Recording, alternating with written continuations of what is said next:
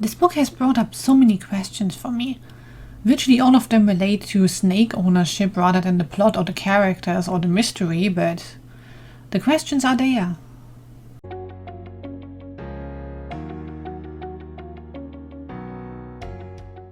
Hi folks, welcome back to my channel. I'm Kat and today I would like to talk about Belinda Blake and The Snake in the Grass by Heather Day Gilbert.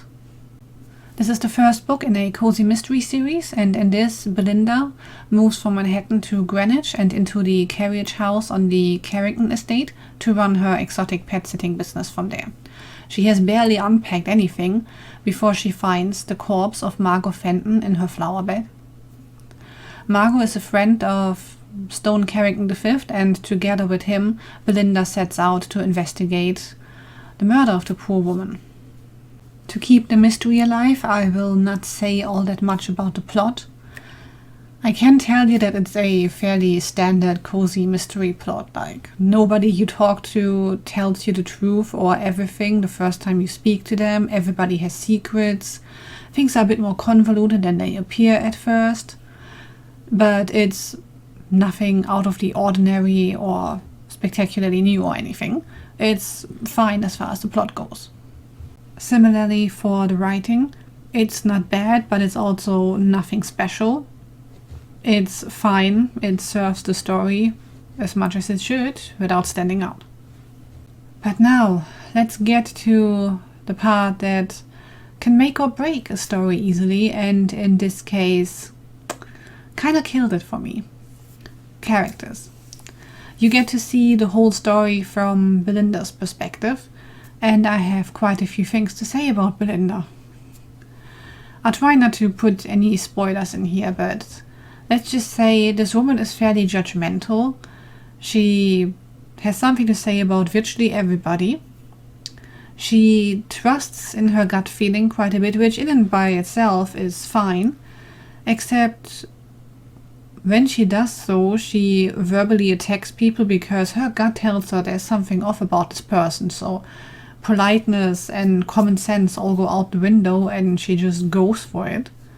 And for this one character, it later becomes clear that they were not involved in the murder in any way, that the only reason they didn't tell Belinda what she wanted to know is because somebody else confided in them and they had no reason to pass this information on to Belinda. She's not the cops, she's not even a friend of Margo's, and this person just had no reason to let her know any of the things she wanted to know.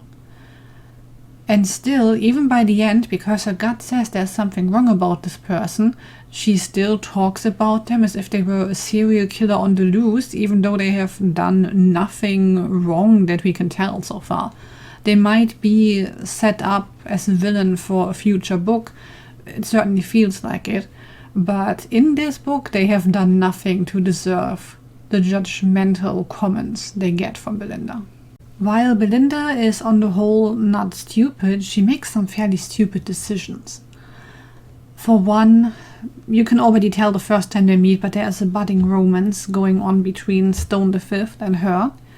And despite the fact that the murder victim was at his house the evening she died, despite the fact that the murder victim is found a couple of minutes walk away from his house, and by all standards and by common sense, you would say he might be one of the suspects. Maybe not a prime suspect, but definitely one of the suspects or a person of interest.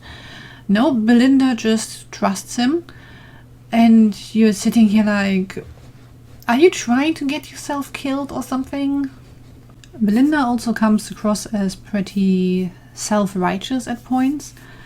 For instance, there's something in Stone's past that he doesn't tell her about because they've known each other for all of like 4 days or a week at that point or something, and they've been on one date, and apparently she expects full disclosure of any mistake he's ever made in his life because the bit of info that I'm talking about here has absolutely nothing to do with the murder investigation. It doesn't concern Belinda, but no, because he didn't tell her, she gets fairly uppity about it, and well, I didn't like her particularly before this point, but way to make your character unsympathetic.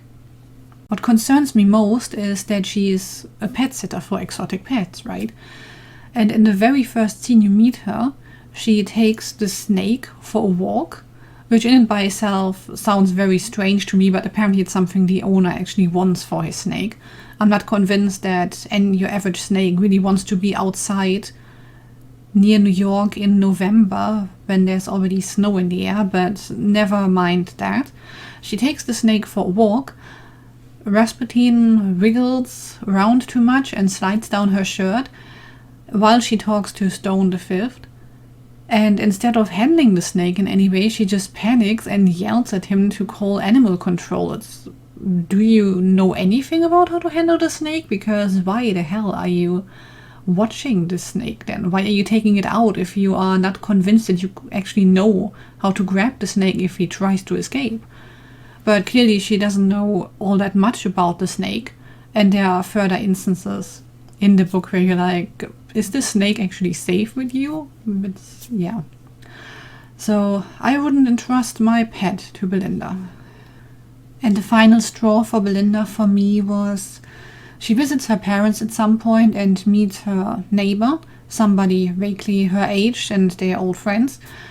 And apparently he is somewhat interested, or used to be interested, and she disregards this because she's going off with somebody else. But then towards the end they go to a book club meeting together, and she gets really jealous about the fact that he seems to like one of the other women in this club. And you're just like, well, he's not your property, Belinda. You never made your intentions known, or you never had any intentions until he looked at somebody else. And yeah, no, can you just not? Yeah, so towards the very end of the book, the author makes sure that I really dislike Belinda. As usual, the romance subplot here didn't do anything for me. But yeah, I mean, also, why would you date the guy that might be prime suspect? Maybe wait until people have figured out who killed this poor woman, but no. No, you just go out with one of the suspects and then wonder if things go wrong or something. So overall, I would give it this cat. And while the story itself was a fun little cozy, the setting was alright, the writing was okay, I disliked Belinda enough not to continue this series. Maybe she won't annoy you as much. Go find out for yourself. The snake is alright by the end, by the way. In case anybody was worried, the animal in the story is perfectly fine by the end.